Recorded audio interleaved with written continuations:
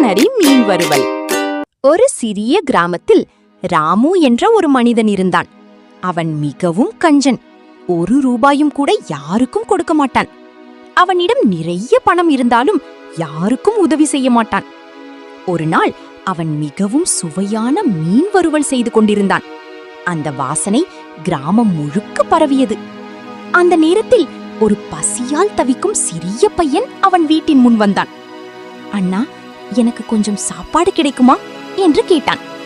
ராமு கோபம். அந்த பையன் வருத்தத்துடன் அங்கிருந்து போனான். அன்று இரவு ராமு சாப்பிடாமற்தான். ஆனால் எவ்வளவு சாப்பிட்டாலும் அவனுக்கு திருப்தி இல்லை. அவன் மனசு அமைதியாக இல்லை. அந்த பையனின் முகம் அவன் நினைவில் வந்தது. அவன் மனசு மெதுவாக மாற ஆரம்பித்தது. நான் தவறு செய்தேனா என்று யோசித்தான். அடுத்த நாள் அதே பையன் மீண்டும் அந்த வழியாக வந்தான்.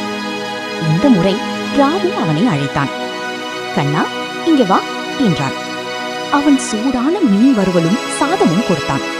பையன் மகிழ்ச்சியுடன் சாப்பிட்டான். நன்றி அண்ணா என்றான். அந்த சிரிப்பு ராமுவின் மனசை முழுவதும் மாற்றியது. அந்த நாள் முதல் ராமு கஞ்சனாக இல்லை. அவன்